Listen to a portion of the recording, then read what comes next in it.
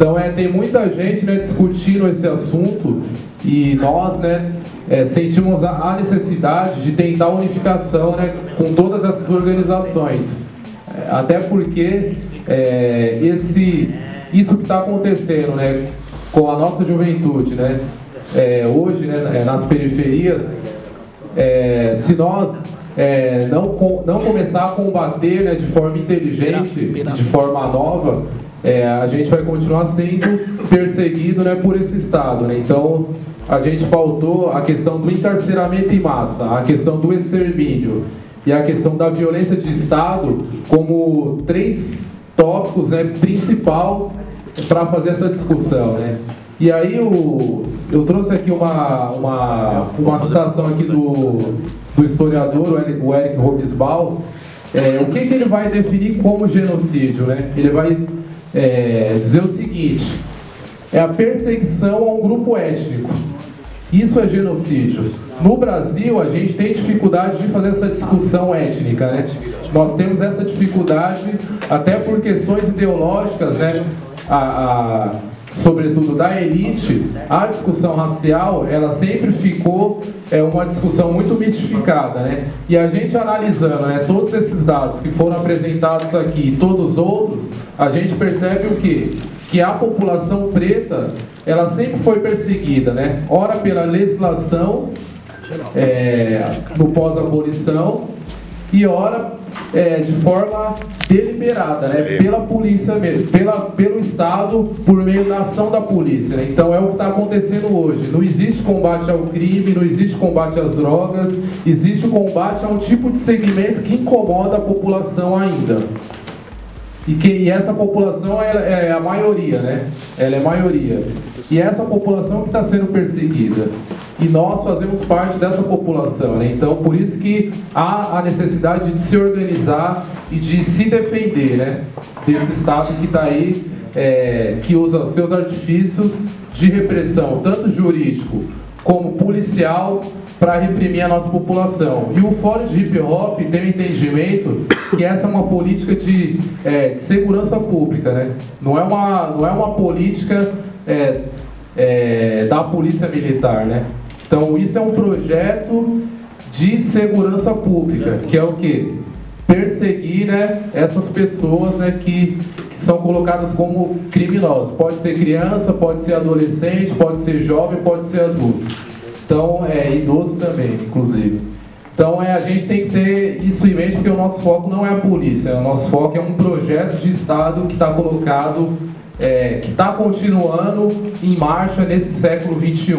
E a polícia é apenas uma das instituições que comete, né, que ajuda a cometer essas barbáries. Só que a gente acompanha as famílias.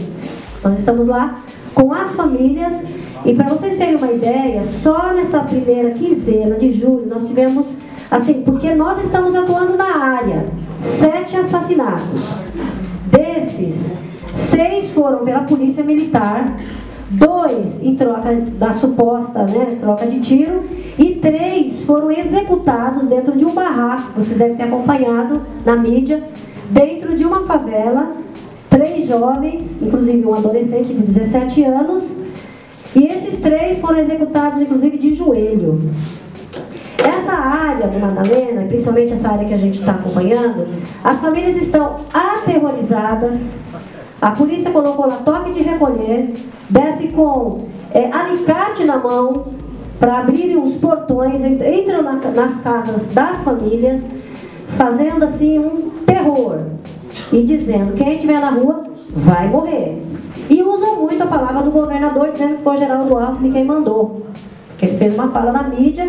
E para o nosso povo que entende bem feijão com arroz, né, ele mandou matar mesmo. Então isso para nós lá é muito sério.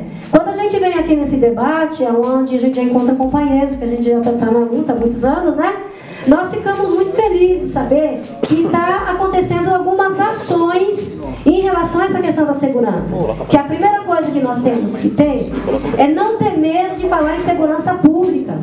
Aonde a gente for, nós precisamos discutir segurança pública. Não podemos nos esconder e achar que violência é um problema do outro, não é um problema que nos atinge. Sabe? estão assassinando os nossos jovens, recolhendo, colocando na viatura e dando a entrada nos MLs dos hospitais como indigente. A gente não sabe de fato qual é o número certo de jovens que estão sendo executados no estado de São Paulo. Então nós lá do SEDECA, nós estamos fazendo trabalho de investigação, de saber, o garoto foi morto aqui, mas de onde ele é? Porque muitas vezes ele não é daquele local, ele é trazido para lá. Então, gente, nós precisamos nesse momento nos unir.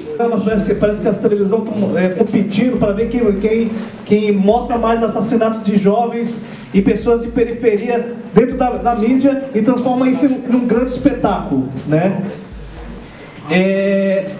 Eu acho que tá na hora da gente, como representantes das nossas comunidades, né, fazer um levante. Eu acho que tem que ser um levante nacional, uma frente nacional, chamar o poder público, chamar as pessoas para discutir esse problema. Tem que discutir o problema a fundo, tem que denunciar, acho que tem que denunciar cada vez mais. Em São Paulo, o governador é culpado. Ele é culpado pelo assassinato de maioria dos jovens, maioria de jovens lá em Santos, que teve problema em Santos. O governador é culpado.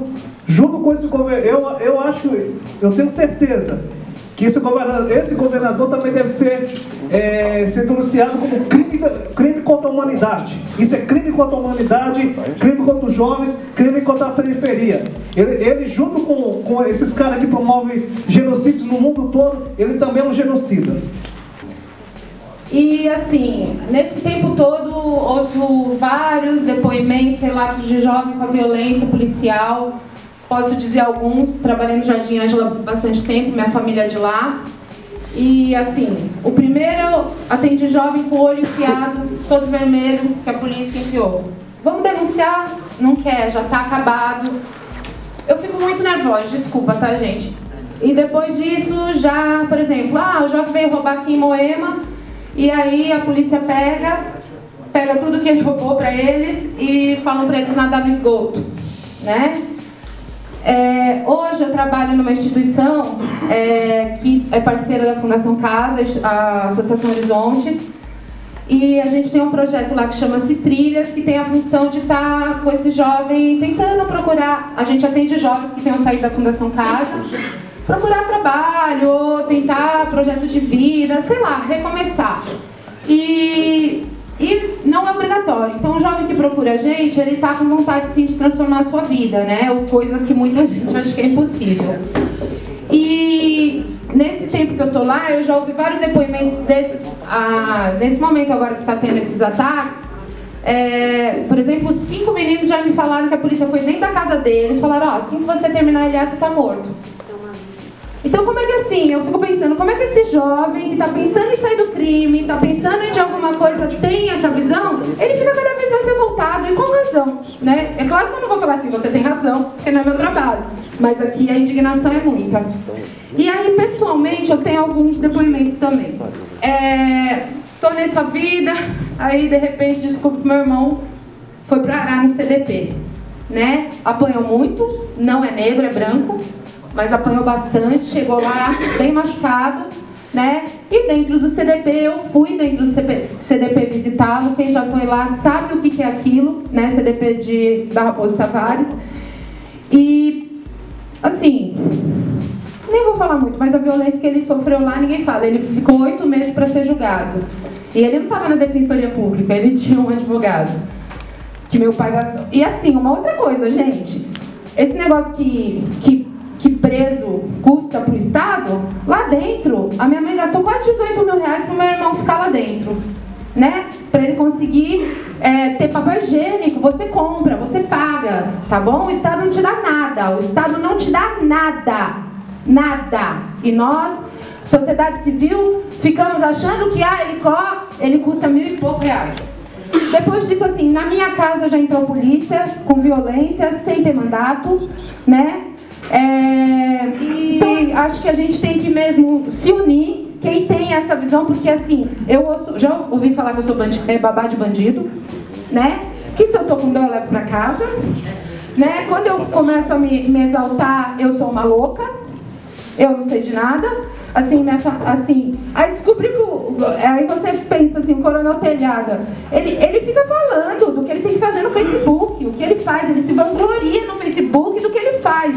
E aí tem pessoas que são admiradores da Rota. Nosso movimento negro, a gente entende e denuncia o genocídio da juventude negra por um fato muito, para nós, muito óbvio, sabe? Se você olhar para todos os índices, se você olhar para o IBGE, para o IPEA, para o mapa da violência, você vai encontrar um perfil. O perfil é jovem, de 16 a 25 anos, mais ou menos, de periferia, negro, homem. Ou seja, eu sou um cadáver em potencial. Porque é a minha realidade. Eu vim de periferia, eu sou homem, então a gente tem um perfil muito bem assim, nítido de quem está morrendo nas periferias. Com isso eu não quero dizer aqui que não somos solidários à campanha contra o extermínio da juventude, não é isso. Mas a gente sabe que existe um extermínio acontecendo na nossa cidade e ele tem um perfil específico. Nós, enquanto organização, a gente tem cobrado o poder público na esfera federal. E eles lançaram um plano, que é o nome do plano é Plano de Enfrentamento à Violência contra a Juventude Negra, que é uma ação, tem 40 não sei quantas páginas, é um plano enorme, estratégico, interessante, que pode sim contribuir muito com o nosso trabalho aqui, e já fica como proposta para nós pensarmos se é interessante ou não, cobrar do governo estadual uma iniciativa parecida. Uma proposta que também é interessante, que nós já fizemos, que é muito utilizada por vários movimentos sociais e organizações, é a ação civil pública que nós impetramos contra o governo do Estado do Espírito Santo, que lá, dos 10 municípios mais violentos, lá tem 4 no Espírito Santo, os que mais matam a juventude negra é do Espírito Santo. Então entramos com a ação civil pública lá. E tem a Lei de Iniciativa Popular, que é uma ferramenta extraordinária que vocês conhecem aí, que é a que gerou o Ficha Limpa. E pensando, Daniela, no caso da Lei de Iniciativa Popular, é no caso dos recursos contra o MP. A gente poderia mobilizar as organizações, as pessoas para trabalhar nesse sentido. Porque essa questão de as pessoas terem o seu processo arquivado e o seu parente, o seu ente querido ser tratado como indigente, sendo que a gente sabe que tem família, a gente sabe de onde vem, isso é pior do que o crime. Isso é negar a identidade da pessoa, e quando você nega a identidade, você nega a sua essência, isso é inaceitável. Então, pensar uma lei de iniciativa popular pautando a questão de impedir o arquivamento de corpos indigentes.